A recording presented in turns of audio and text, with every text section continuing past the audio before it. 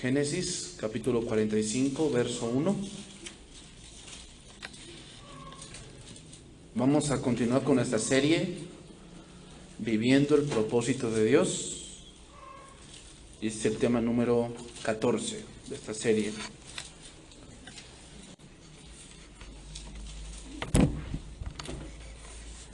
El tema de esta mañana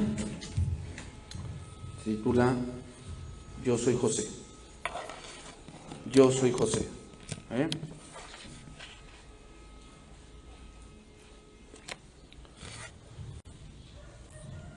José ha puesto por varias pruebas a sus hermanos, les ha puesto varias etapas donde él pudo ver el corazón de sus hermanos y que efectivamente habían cambiado.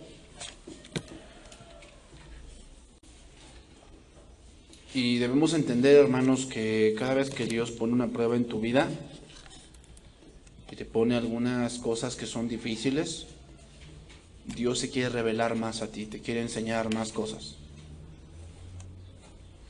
Es por eso que muchos solamente conocen a Dios por teoría, pero no conocen a Dios en verdad, por una relación, por algo que de verdad es. Ese es el problema de la iglesia del día de hoy. El día de hoy la iglesia conoce a Dios, pero en un punto teórico. Hay gente que sí conoce la Biblia, sí la conoce, o sea, conoce ciertos versos, conoce ciertas partes de la Biblia. Sin embargo, no conocen a Dios personalmente. Son gente de verdad muy, vamos a ponerlo así, sentimental, hermanos. Y eso no es fe. O sea, la fe no tiene nada que ver con los sentimientos. La fe tiene que ver con el conocimiento. Pero un conocimiento que viene de algo personal. ¿Ok? Esa es la parte de yo soy José. La parte donde podemos entender que hay una cercanía. O sea, ¿eran hermanos? Sí. ¿Pero conocían a su hermano? No. Dice ahí, Génesis 45 del 1 al 4. No podía ya José contenerse delante de todos los que estaban al lado suyo, y clamó: haced salir de mi presencia a todos. Y no quedó nadie con él, al darse a conocer José a sus hermanos. Entonces se dio a llorar a gritos. Y oyeron los egipcios y oyó también la casa de Faraón. Y dijo José a sus hermanos: yo soy José. ¿Vive aún mi padre? Y sus hermanos no pudieron responderle porque estaban turbados delante de él. Entonces dijo José a sus hermanos: acercaos ahora a mí. Y ellos se acercaron y les dijo: yo soy José, vuestro hermano, el que vendisteis para Egipto. 2 veces se repite esa frase: yo soy José, vuestro hermano. Yo soy José. Hermanos, la frase yo soy José aquí habla como un apocalipsis. Recuerda que la palabra apocalipsis viene de la palabra griega revelation, que quiere decir descorrer el velo. Descorrer el velo. Como lo expliqué hace 2 semanas en esa serie, Apocalipsis no tiene nada que ver con vamos a descubrir los hechos del futuro y vamos a ver el hilo negro. No se refiere a eso. Apocalipsis significa entender un misterio que estaba ahí. Sin embargo, se nos ha descorrido el velo.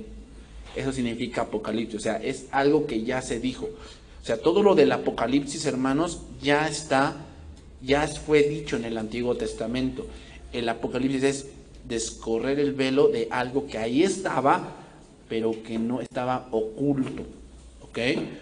En el caso de aquí de José, era lo mismo. Estaban frente a José, pero tenían como un velo que no dejaba ver que él era José. O sea, estaba como oculto para ellos, y el decir yo soy José es Apocalipsis. Una revelación que ahí estaba, pero no la veían. Entonces José estaba frente a ellos, pero no se daban cuenta de que era José. No se daban cuenta de que José era el que los ponía a prueba para al final hacerles un bien. Y vamos a ver 2 Corintios 3:11. 2 Corintios 3:11. Entonces, hermanos, cuando veamos hay gente que luego pasa que está en medio de una situación difícil y tú les ves un gran velo en su entendimiento, tienen un gran velo. Es decir, no entienden el propósito de Dios, no lo entienden. Y a pesar de que están viviendo ese tipo de cosas, no están entendiendo el por qué Dios permite y muchas veces llegan al punto humanista de pensar que yo no me merezco esto, yo el otro, y les falta revelación. Dice ahí, porque si lo que perece tuvo gloria, aquí Pablo está hablando del antiguo pacto, mucho más glorioso será lo que permanece. Así que teniendo tal esperanza usamos de mucha franqueza. Y no como Moisés, que ponía un velo sobre su rostro, para que los hijos de Israel no fijaran la vista en el fin de aquello que había de ser abolido. Fíjate bien, pero el entendimiento de ellos se embotó. ¿Dónde está el velo? En el entendimiento. O sea, hay cosas que no se pueden entender porque hay un velo ahí. Eso significa se embotó, significa tienen un velo, tienen algo que no les permite entender. ¿Qué era lo que no les permitía entender a los hermanos de José? Su pecado. Ellos estaban bien conscientes que habían cometido un gran pecado y el cual era mentirle a su padre, vender a su hermano y todavía gastarse el dinero por el cual lo vendieron. Entonces, si hay algo, hermanos, que estorba la revelación de Dios a nuestra vida, es el pecado. O sea, una persona que tiene un pecado y no se arrepiente, su entendimiento está embotado y tú lo vas a ver. O sea, tú lo puedes ver. O sea, en cosas que debe razonar bien para Dios, no razona bien. Saca argumentos tan humanos, tan terrenales, porque el entendimiento de Dios se ha embotado. O sea, tiene algo que no le permite ver y siente que las cosas de Dios son en demasía extremas. O sea, es que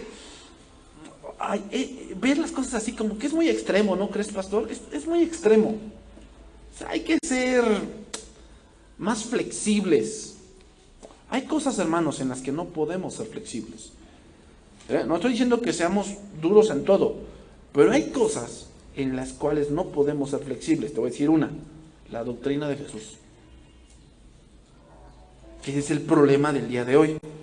Hoy el problema el problema de la iglesia del día de hoy es que es muy flexible en ciertas cosas en las cuales no podemos ser flexibles. Por decir, en el arrepentimiento. Hoy la iglesia de hoy es muy flexible en eso. O sea, no importa, no se arrepiente. No importa, pero que esté en la iglesia, que ahí esté sirviendo. Oye, pero no se arrepiente. No importa, ¿tú quién eres para juzgar? ¿Te das cuenta de la flexibilidad que tienen? ¿Dios sería así? O sea, no en todo. Hay cosas en las que podemos ser flexibles.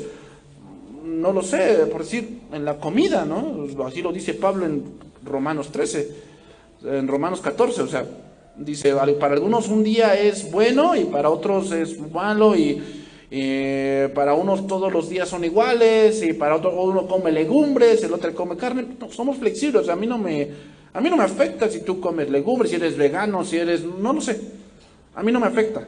Podemos ser flexibles en esa parte, pero flexibles en la parte de temer a Dios, no podemos ser flexibles. ¿Pero te das cuenta cómo es esa parte? O sea, aquel que tiene el entendimiento embotado piensa que las cosas que Dios le dice son extremas. O sea, como que, es que son muy duros ustedes, la verdad. Son muy duros, o sea, son como que muy cerrados, dice, son muy cerrados. ¿Cómo es eso? Cerrados. ¿Que no hago lo que tú dices? O sea, hay cosas que con tus hijos puedes ser flexibles, pero hay cosas en las que no. Porque si eres así, te va a traer consecuencias. Si eres flexible en todo, te va a traer consecuencias. De que no, tú llegas aquí a las 9 de la noche. No, mamá, ¿Qué? ¿Estás cerrada de la mente? No, yo puedo llegar como a las 11. Tú, ay, bueno, haz lo que quieras. ¿Perdón?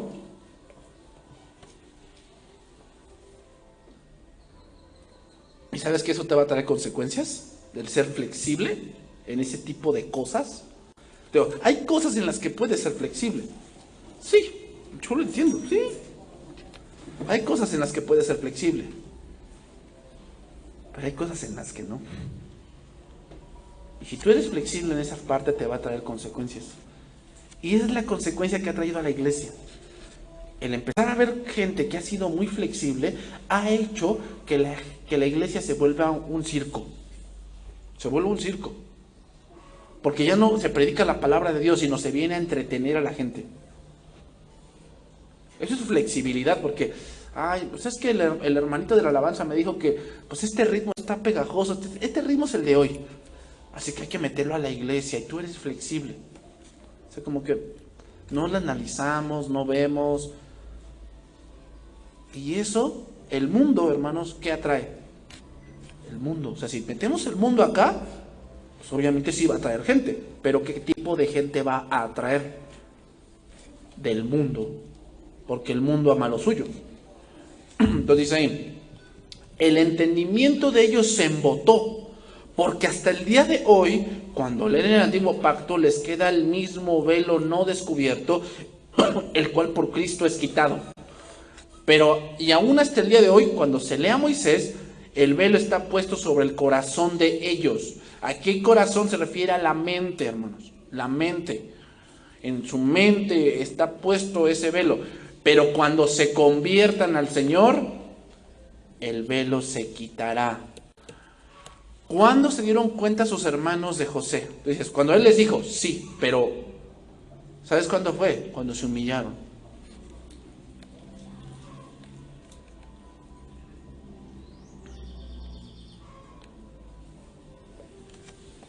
Entonces, hermanos, así hay mucha gente que pasa por situaciones, que vive ciertas cosas, sin embargo no se dan cuenta de la intervención divina. Y empiezan a sacar varias conclusiones según su entendimiento obviamente embotado. Así también los hermanos de José. Los hermanos ya habían estado junto a José varias veces, habían conversado con él, los había bendecido, había hablado duramente con ellos, había comido con ellos y aún así no se daban cuenta que era José.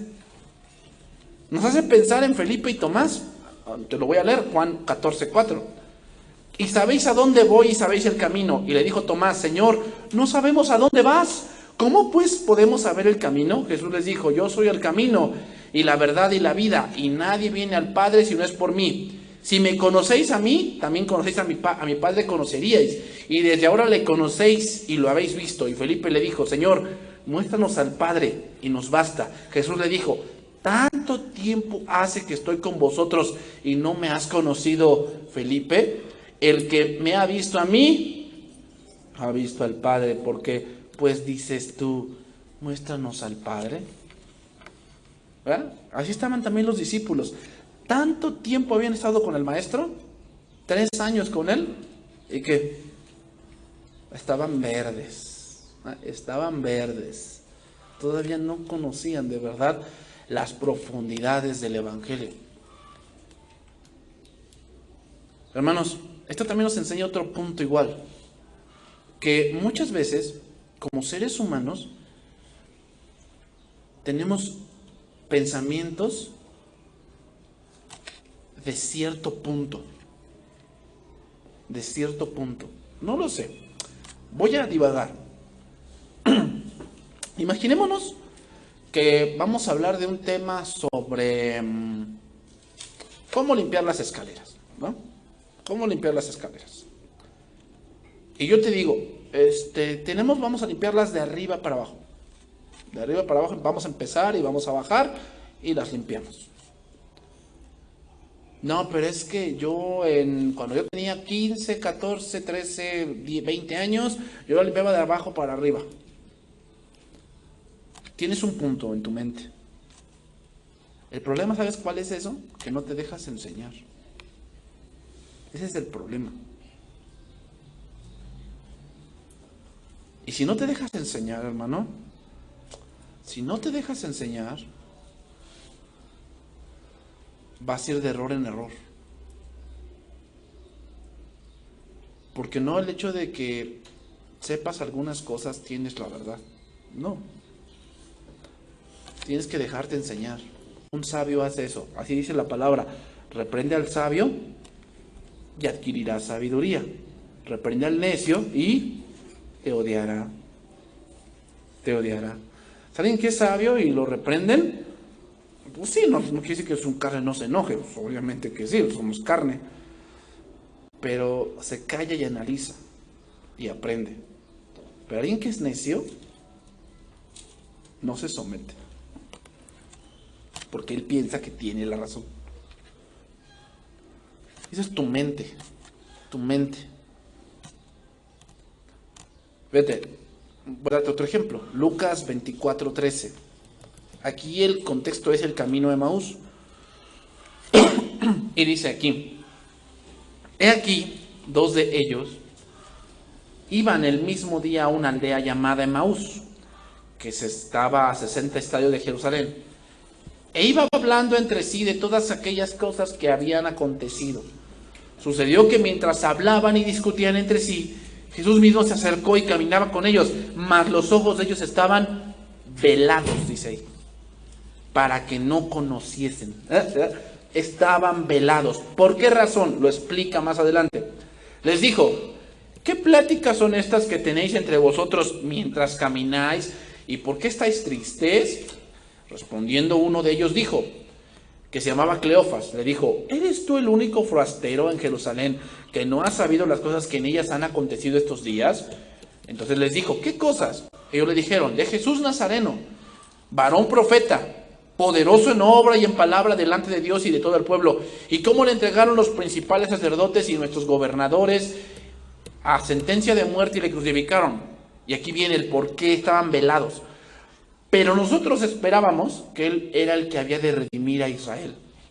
Ese era el pensamiento de ellos. O sea, ellos tenían un pensamiento de quién era Jesús y qué es lo que Jesús debía hacer. Ahí está el problema. Porque si no te dejas enseñar y tienes tu propio pensamiento, lo que va a pasar es que tienes velado el entendimiento. Porque te voy a decir algo, hermano. Dios jamás se va a rebajar a tu entendimiento. Jamás. Tú tienes que subir al entendimiento de Dios. O sea, hay muchas veces que hay cosas que entendemos de la Biblia mal. Las entendemos mal. Hay cosas, hermanos, que de un predicador que las entendemos mal. A mí me ha pasado que llegan conmigo gente de aquí, me dice: es que usted dijo esto. Yo, ¿cuándo dije eso? Es que aquí dijo esto y eso. Pero no lo dije por eso. ¿No hice todo lo que dije para llegar a ese punto? O sea, tenemos un entendimiento. Esa es la parte igual que es difícil, porque si tenemos un entendimiento de un tema, el problema va a ser que cuando entremos a ese tema y no se acople a lo que tú piensas, o tienes de dos: o te dejas enseñar o desechas todo lo que te están diciendo. Entonces fíjate, dice: pero nosotros esperábamos que Él era el que había de redimir a Israel, y ahora además de todo esto, hoy ya es el tercer día que esto ha acontecido. Aunque también nos ha asombrado unas mujeres de entre nosotros, las cuales antes del día fueron al sepulcro, y como no hallaron su cuerpo, vinieron diciendo que también habían visto ángeles, quienes dijeron que Él vive. Y fueron algunos de los rotos al sepulcro y hallaron así como las mujeres habían dicho, pero a Él no le vieron. Entonces les dijo: oh insensatos y tardos de corazón para creer todo lo que los profetas han dicho. ¿Por qué no creían? Porque tenían un pensamiento definido de cómo debían pasar las cosas. Y eso es un estorbo. Porque como te digo, Dios jamás se va a rebajar a tus pensamientos, jamás.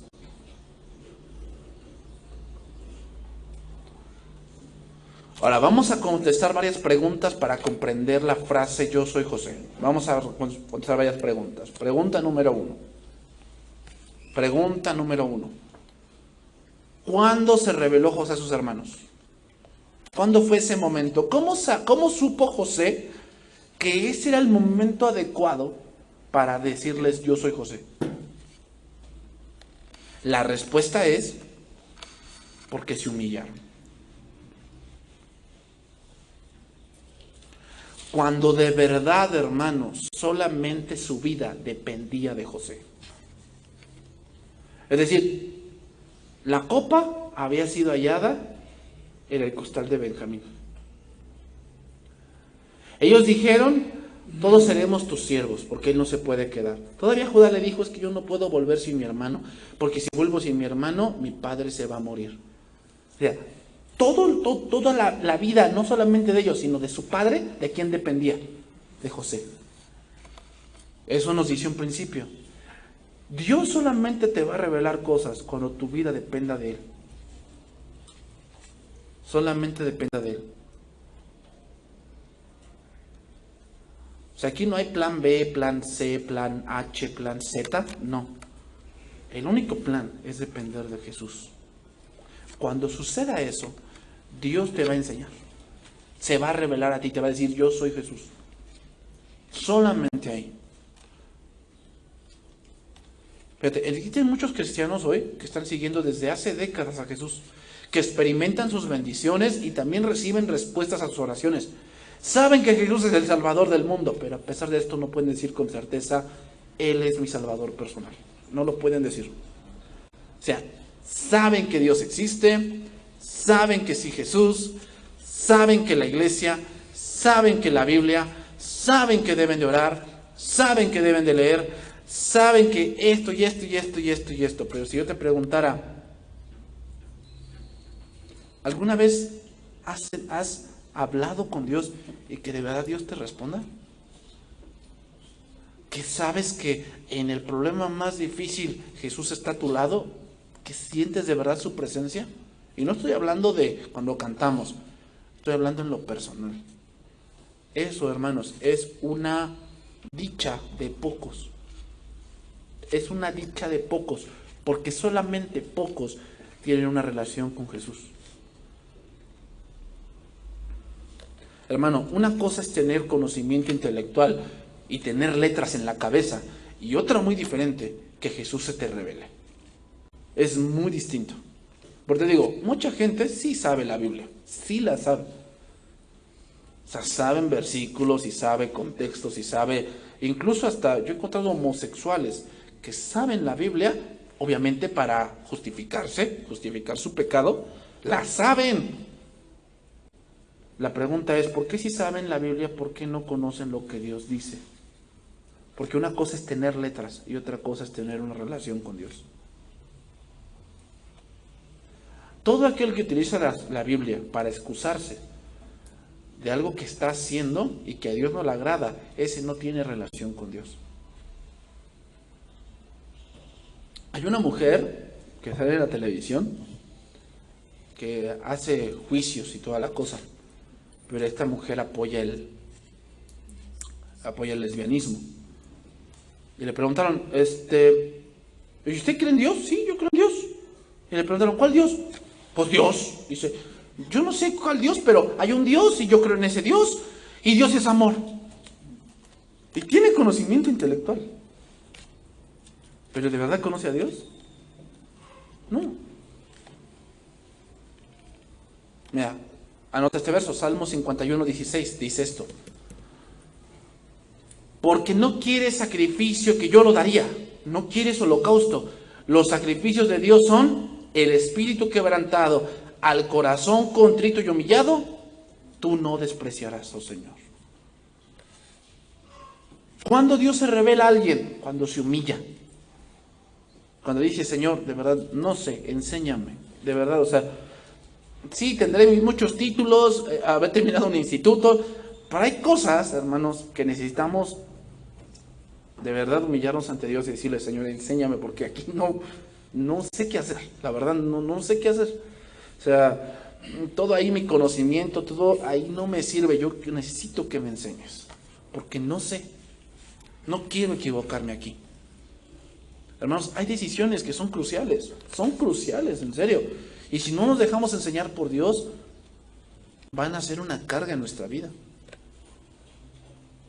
Entonces, ¿cuándo José se reveló a sus hermanos? Te voy a decir 3 afirmaciones aquí. Número 1, no lo hizo cuando ellos afirmaban ser honestos. ¿Te acuerdas de esa frase? Cuando les dijo, ustedes son espías. Y ellos dijeron, no, no, mi señor, nosotros hemos venido de un lugar lejano y venimos a comprar alimento. No, no, no, ustedes son espías. No, mi señor, no, somos honestos, somos gente que tiene un padre viejito. ¿Por qué no les dijo ahí inmediatamente, yo soy José? Porque, hermanos, si de ser honestos se trata, pues a tu parecer todos somos. No, yo soy bien honesto, no, sí. Yo por eso digo lo que pienso, ¿no? Yo por eso no me quedo callado, siempre le digo a la gente lo que yo pienso. No, no confundas honestidad con soberbia. Porque hacer eso, de que no, yo siempre digo lo que pienso, ya, derecha la flecha y vas a ver. No, no, no, no, o sea, una cosa es que seas honesto y otra muy diferente es que te creas superior por eso. Eso se llama soberbia. Pero fíjate, el mundo confunde honestidad con soberbia. Porque si así fuera, ¿por qué Jesús no respondió? Cuando le decían, di si eres el rey de los judíos. ¿Y qué hacía Jesús? Se quedaba callado. ¿Por qué hacía eso? ¿Porque no lo era? Jesús no era honesto. Porque, hermanos, la honestidad no quiere decir decirle a todos lo que son. La honestidad tiene que ver mucho con saber guiar a la gente a la verdad. Número 2, no lo hizo cuando ellos afirmaban ser honrados. ¿Recuerdas cuando dice que encontraron el dinero en sus costales? Volvieron la segunda vez, dijo, traemos el dinero que encontramos y aquí traemos más dinero para comprar. Bien honrados. Afirmaron ser honrados. ¿Por qué ahí no les dijo, yo soy José? Porque, hermanos, esas son cosas que todos deberíamos tener. O sea, ¿no todo hombre debería ser honrado? ¿O nada más los cristianos? Que dicen, ay, ¿y eso que eres cristianos? No, mira, yo pienso que honrado todos. Hasta los que no son. Deberían ser honrados. No robarse las cosas que no son suyas. Decir las cosas como son. O sea, oye, mira, ¿sabes qué? Mira, aquí el precio subió por esto y esto y esto. Honrados. Creo que todos deberíamos tener eso. Entonces, no por eso se les reveló. Número 3, fue cuando Judá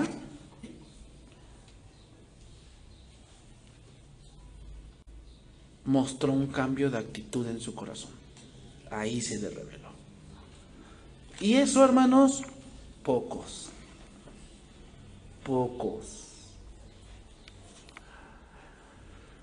Porque dice la palabra de Dios, engañoso es el corazón más que todas las cosas y perverso, ¿quién lo conocerá? En Génesis capítulo 6, Dios dijo esto, porque el deseo de su corazón es de continuo hacer el mal desde su juventud. O sea, hermanos, ese es nuestro corazón. Nuestro corazón, nuestra mente está habituada a hacer lo malo. Estamos enfermos de eso. Estamos habituados a hacer lo malo. Somos bien sagaces para hacer lo malo. Somos bien sagaces, o sea, la ideamos y sabemos cómo hacerla. Hacer lo malo. ¿Quién puede cambiar eso? ¿Y sabes cuál es el problema del hombre? Que no lo reconoce. Que no lo reconoce. Date cuenta, cuando se siente descubierto, sagazmente inventa algo para tratar de encubrirlo. Sagazmente, ¿cómo se la inventaron? ¿Quién sabe? Pero lo hicieron. Porque esa es nuestra mente, hermanos. Esa es nuestra mente. Somos bien sagaces para lo malo. ¿Cuándo Dios se revela entonces? Cuando comprendes que eso no te funciona. Y tienes que humillarte y decirle, Señor, enséñame. Porque, Señor, yo podría hacer cosas. Yo podría hacer cosas. pero yo no quiero hacerlo así. Yo tengo mis contactos que puedo mover aquí y allá, pero al final el que dice la última palabra eres tú. Génesis 44:32. Ahí lo vamos a ver.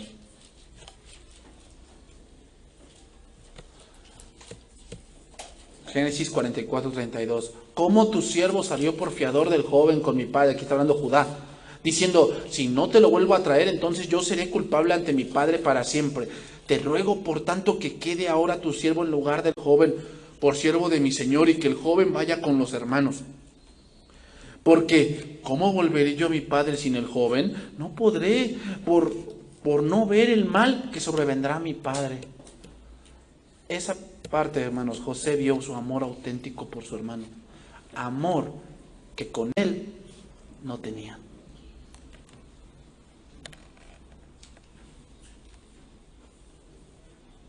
Es por eso, hermanos, que muchos no conocen a Dios, porque no aman como Dios los ha mandado. Aman por conveniencia, aman por egoísmo, aman por emoción y no por decisión.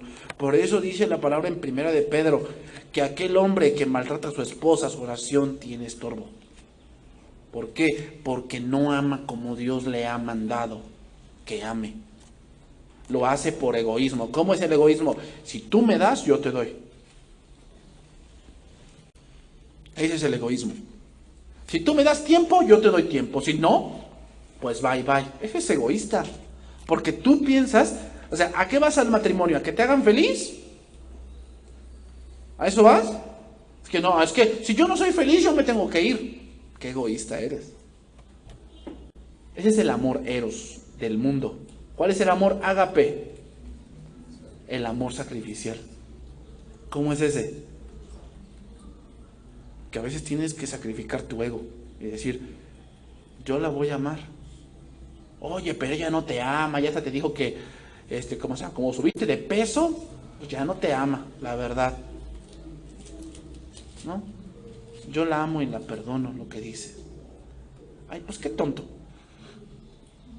Ese es el mundo. Pues qué tonto. O sea, yo, la verdad, buscaría otra persona. Egoísta. Egoísta. El amor egoísta es aquel que se andan arrebatando a los hijos. La típica, el papá le compra un juguete y la mamá le compra uno más caro. Para que veas, digo, que yo te quiero más. Ese es egoísmo. Egoísta al 100%. Convenenciero. ¿Cómo es el amor convenenciero? Que quiero sacar provecho de algo. Tengo que sacar provecho.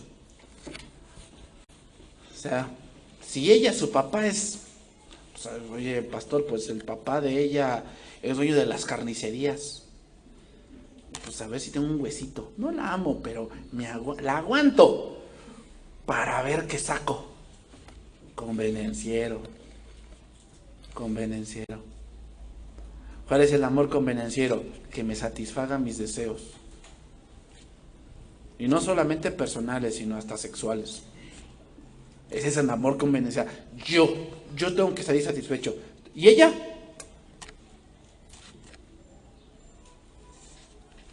Yo no tengo la culpa. ¿Ah? Amor convenenciero. ¿Cuál es el amor de Dios, hermanos? Así dijo, ¿no? El amor no hace mal al prójimo. Ese es el amor de Dios. Pero ¿quién puede amar así? Un hijo de Dios solamente.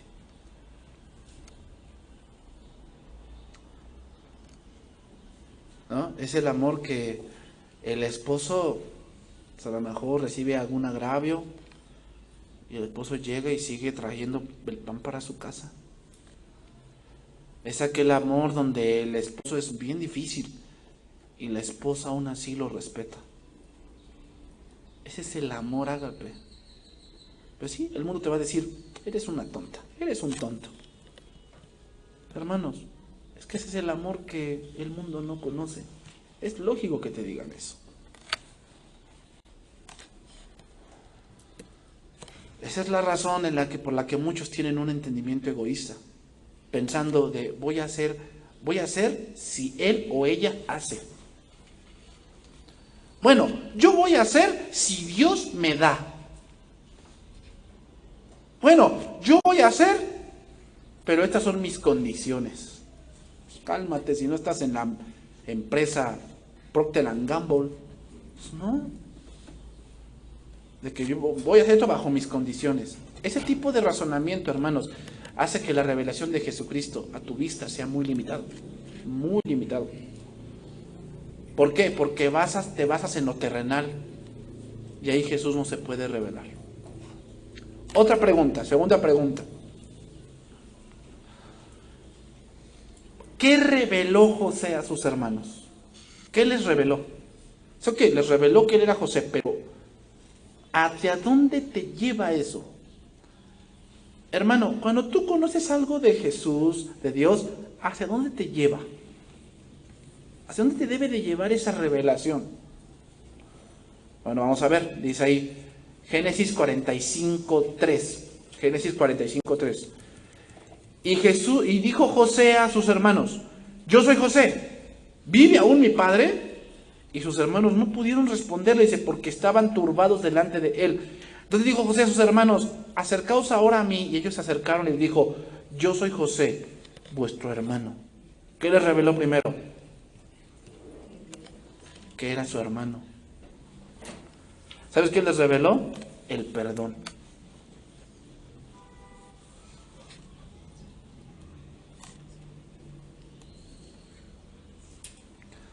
Pregunta: ¿a qué iban a Egipto? ¿A qué iban a Egipto los hermanos de José? ¿Por qué motivo?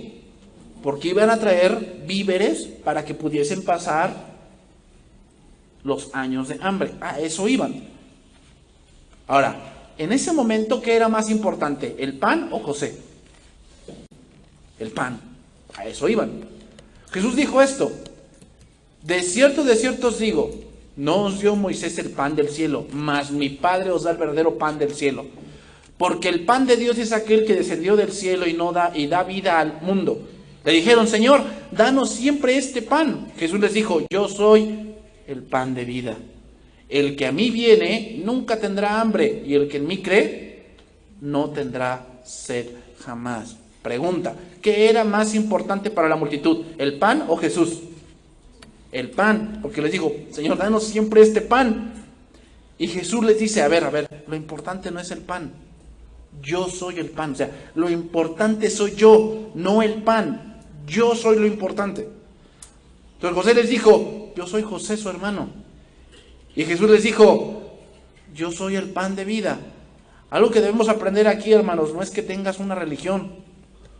Una religión te puede dar pan, pero no te puede dar vida.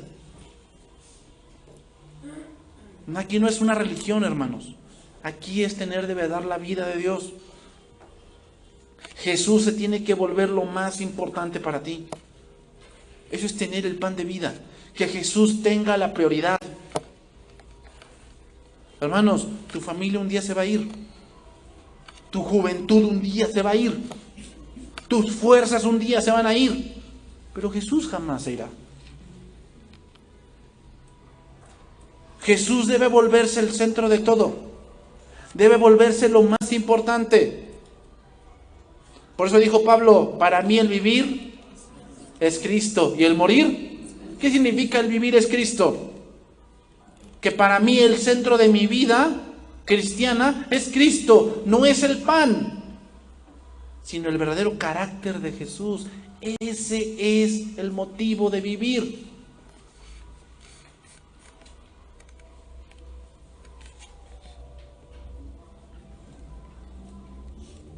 Otra pregunta. ¿Cómo y de qué modo recibieron los hermanos esta revelación? ¿Cómo y de qué modo recibieron los hermanos esta revelación? Dice ahí, Génesis 45:4. Entonces dijo José a sus hermanos: acercaos a mí. A ver, te voy a hacer una pregunta para entender esto. ¿Cómo aprende un niño de su padre? porque está cerca de él, ¿o no? Lo ve accionar, lo ve actuar, lo ve caminar, lo ve hablar, lo ve sentarse, lo ve comer, lo ve dormir. Anda viendo a su padre. Y de ahí el niño empieza a tomar patrones. O sea, que ve, a mí me causa eso gracia, ¿no? Porque ves al niño que se para como el papá, ¿no? Y tiene 6, 7 años y se para como el papá, hace las mismas señas que el papá. Si el papá tiene un tip, ¿no? Un tip, no sé, de que siempre están buscando el ojo, o aquí se pasan así la mano así en la nariz, el niño lo aprende y hace lo mismo. Toma patrones, toma conductas, empieza a tomar maneras de hacer las cosas. A eso nos referimos con acercarnos a Él, hermanos. El problema de la consagración, de la salvación y del gozo continuo es que Jesús no está cerca. No estamos cerca de Jesús. Es triste, pero hoy muchos creyentes están tan lejos de Jesús, tan apartados de ellos, porque han decidido ellos mismos caminar solos. Pero vamos a ver por qué muchos no se acercan a Jesús. Marcos 5:24, vamos a ver ese pasaje. Marcos 5:24. ¿Por qué muchos no se acercan a Jesús? ¿Será porque está tan lejos de ellos? ¿Será que solamente es para pocos eso? No. Todos podemos acercarnos a Jesús. Jesús mismo dijo, venid a mí todos los que estáis trabajados y cargados, que yo os haré descansar. Entonces dice Marcos 5:24. Dice ahí, fue pues con él, Marcos 5:24, y le seguía una gran multitud. Aquí está hablando de Jairo. Y le apretaban. ¿A dónde que es el mercado? ¿No? Te vas al mercado, ¿cómo pasas? No, pasas así, con las manos levantadas, que no cabes. Y luego cuando traes tus bolsas, llenas de jitomate y tomate y naranja y toda la cosa, es difícil pasar. Bueno, imagínate así. Así iba Jesús. Pero una mujer desde hacía 12 años padecía flujo de sangre, es decir, tenía hemorragias. Y había sufrido mucho de muchos médicos. O sea, se ve que le habían hecho menjurjes, le habían hecho algunos tratamientos que habían sido tal vez dolorosos. Y gastado todo lo que tenía. Y nada había aprovechado, antes le iba peor. Cuando oyó hablar de Jesús, vino por detrás de entre la multitud y tocó su manto, porque decía, si tocare tan solamente su manto, seré salva. Y enseguida la fuente de su sangre se secó, y sintió en el cuerpo que estaba sana de aquel azote. Luego Jesús, conociendo que en sí mismo el poder que había salido de él, volviéndose a la multitud, dijo, ¿quién me ha tocado mis vestidos? Sus discípulos dijeron, ay Señor, pues si ves que la multitud te aprieta y dices, ¿quién me ha tocado? O sea, Señor, pues ¿quién no te toca? Estamos aquí, ¿no? Estamos en medio de un mercado y cualquiera te toca. Pero él miraba alrededor para ver quién había hecho esto. Entonces la mujer, ¿qué dice ahí? Temiendo y temblando, sabiendo lo que en ella había sido hecho, vino y se postró delante de él y le dijo toda la verdad. Por eso, hermanos, mucha gente, aún cristiana, no se acerca a Jesús. ¿Por qué? Porque tiene miedo. Porque saben lo que han hecho, pero tienen miedo de decírselo a Dios, de decirle la verdad. Señor, mira, hice esto, lo hice. Tienen miedo. Por eso muchos prefieren ir de lejos. O sea, como que, yo sí sigo a Jesús, pero yo no me comprometo por esto y X, Y cosa, pero yo sí sigo a Jesús. El problema, ¿sabes cuál es? Tienen miedo. ¿Por qué crees que hay gente que sí conoce de Dios y sabe que está mal? ¿Y por qué no hace lo que tiene que hacer? Porque tiene miedo. Porque sabe que tal vez Jesús lo pueda condenar. ¿Pero qué le dijo? Y le dijo, hija, tu fe te ha hecho salva. Ve en paz y queda sana de tu azote. Mira, en ese momento ella había cometido un delito más grave, y era que era una mujer inmunda. Cuando la mujer estaba en su periodo, era una mujer inmunda. La mujer, cuando había dado a luz, era inmunda 40 días. Mira qué drástico, porque son los días que te da el médico para que te recuperes, 40 días. O sea, Dios no se equivoca. La mujer era inmunda, por lo tanto, esa mujer no debía estar allí. Esa mujer, todo lo que tocara, se volvía inmundo hasta la noche. O sea, era una mujer que no debía estar allí, que no era su lugar, y que aparte el tocar al maestro, lo haría inmundo. A ver, la pregunta aquí viene, ¿por qué no se hizo inmundo Jesús?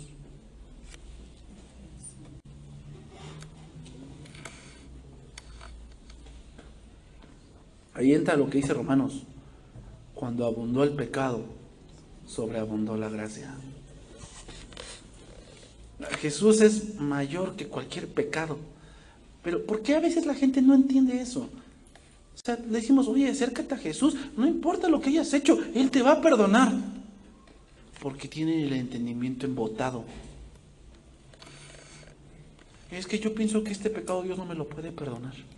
¿Por qué piensan eso? Porque Él no lo perdonaría. Él como ser humano no lo perdonaría.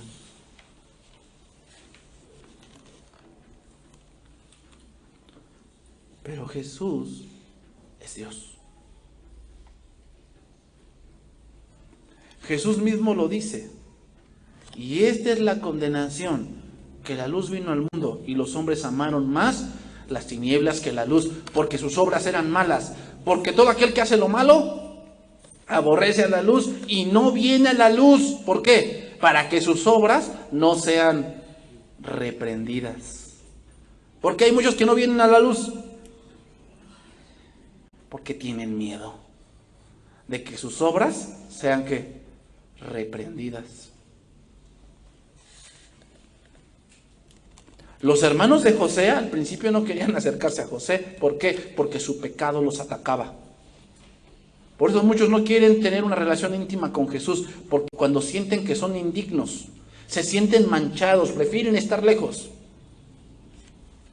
Y José les recuerda su pecado, les dice: yo soy José, vuestro hermano, a quien vendisteis a Egipto, a quien vendisteis. Ahora pues, no os entristezcáis, ni os pese haberme vendido aquí, porque para preservación de vida me envió Dios. O sea, miren hermanos, ustedes sí cometieron un pecado, pero yo los he perdonado, y por eso, ahora estoy aquí. Hermanos, sí, el mundo siempre te va a recordar lo que fuiste. Sí, eso sí. Lo que hiciste, lo que decidiste. Sí, el mundo se caracteriza por eso. No, tú no eres merecedor de eso porque hiciste. Pero Jesús te lo recuerda para perdonarte. Para perdonarte y decirte qué es lo que Dios ha hecho por ti. Él es quien nos perdona, hermanos. Y lo glorioso entonces es que también tiene lugar para ti y para mí, junto a Él. Entonces, vámonos por la parte final. Vámonos por la parte final.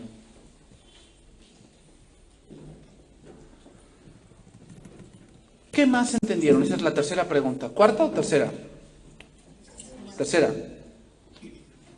¿Qué más entendieron, hermanos? ¿Qué más entendieron? Génesis 45, 6. ¿Qué más entendieron?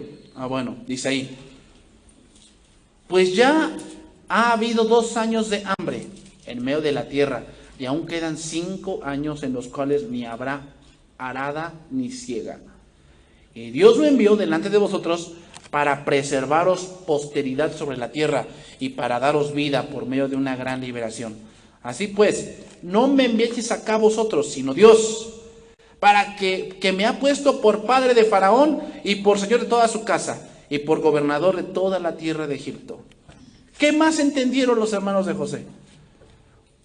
Entendieron el propósito de Dios. Entendieron el propósito de Dios. ¿Te das cuenta de la providencia de Dios? La providencia de Dios aún actúa en las cosas que parecen malas a tu vista. ¿Era malo que vendieran a José? Sí. ¿Era malo que lo aborrecieran? Sí. ¿Era malo que le quitaran su túnica de colores y la mancharan con la sangre de un animal y dijeran que lo había devorado un animal? Sí. Pero pregunta, ¿cumplió el propósito de Dios eso? Sí. Lo que te quiero decir esto es que aún nuestras cosas malas que a veces decidimos no frustran los planes de Dios. Pero nuestras decisiones a veces o nos hacen el camino más pesado o de verdad llegamos gozoso a la meta.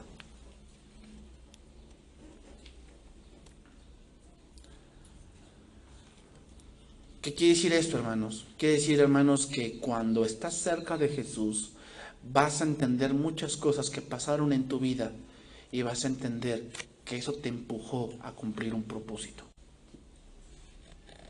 O sea, el hecho de que te hayas cambiado de estado, de casa, dejado ciertas cosas, tiene un propósito.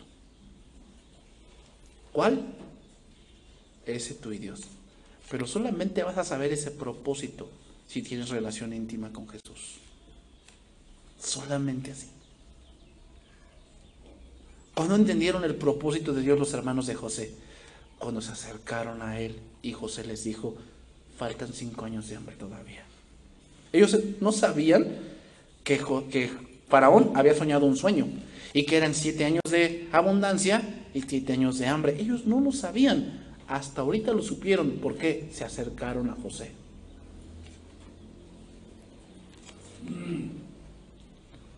En ese momento, hermanos, entendieron que todo tuvo un propósito. Entonces, ¿quieres entender el propósito de Dios para tu vida?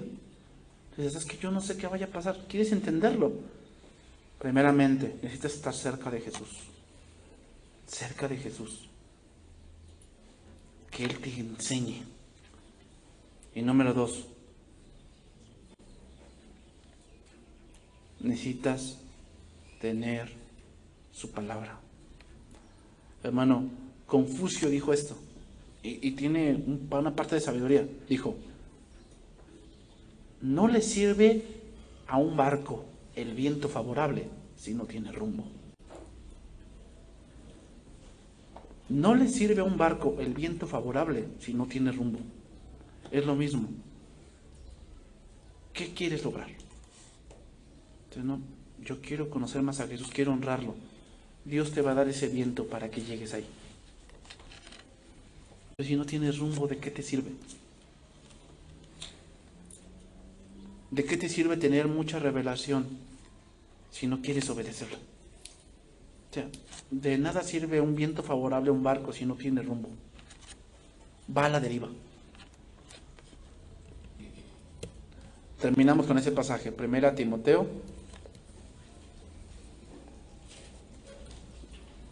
1:12. 1 Timoteo 1:12.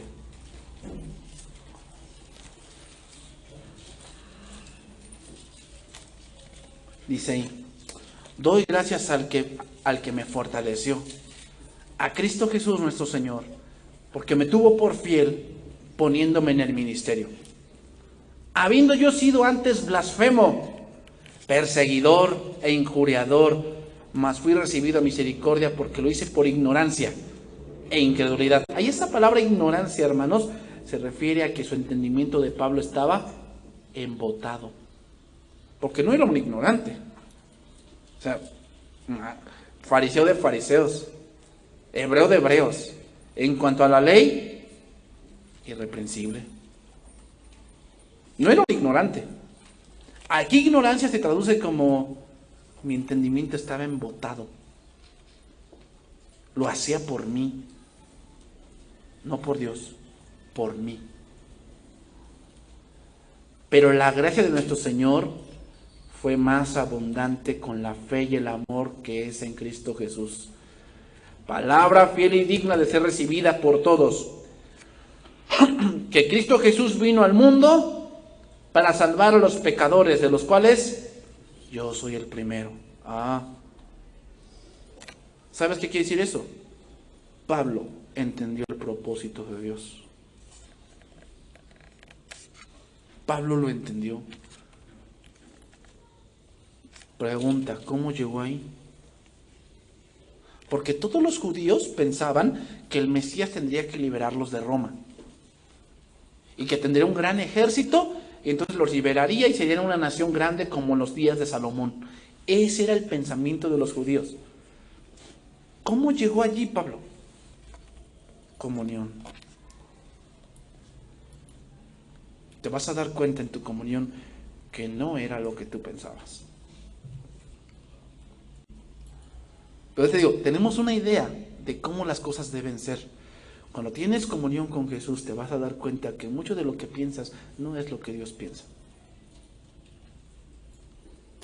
José pensó cuando soñó. Soñé que amarrábamos manojos y que mi manojo estaba derecho y el de ustedes se inclinaba al mío. ¿Qué crees que pensaba José? Pensaba que él se iba a quedar con toda la herencia y sus hermanos tendrían que respetarlo. Es lo que él pensaba. ¿Cuándo se dio cuenta que no? Cuando estuvo en la cárcel. Porque, hermanos, tener comunión con Jesús habla de soledad. ¿Quién le gusta estar solo? No, pues a mí no. A veces es necesario. Que no confíes en nadie más que solamente en Jesús. Y ahí es donde Jesús te enseña. Mira, lo que tú estabas pensando no es como yo lo quiero, es así.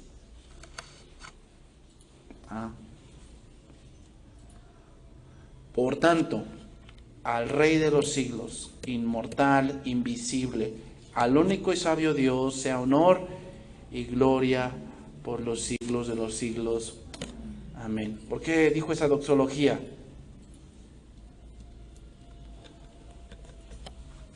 Porque entendió el propósito de Dios.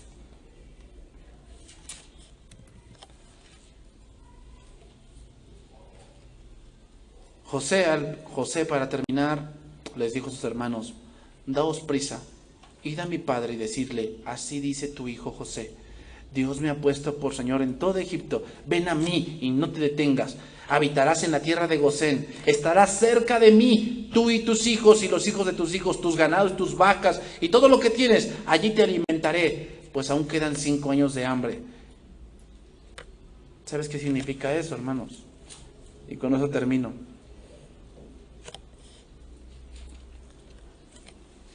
Para Jacob, José había muerto. Cuando le llevaron esa noticia, es como si José hubiese resucitado. Hermanos, llegará el día, como dice la palabra, porque el Señor mismo, con voz de mando, con voz de arcángel y con trompeta de Dios, descenderá del cielo, y los muertos en Cristo resucitarán primero. Y luego nosotros, los que vivimos, los que hayamos quedado, seremos arrebatados juntamente con ellos en las nubes para recibir al Señor en el aire. Y así estaremos siempre con el Señor. Va a llegar un día en que el Señor nos diga: ven conmigo, yo te voy a alimentar. Y es interesante, ¿cuántos años eran de hambre? ¿Y cuántos son de tribulación? Llegará el día en que va a haber hambre en la tierra, pero tú ven conmigo. Y es como si hubiese resucitado. ¿Te das cuenta, hermano? José es una sombra viva de Jesús. Una sombra viva de Jesús. Esperamos aquel día en que Jesús nos llame y así estaremos siempre con el Señor. Vamos a orar, hermanos.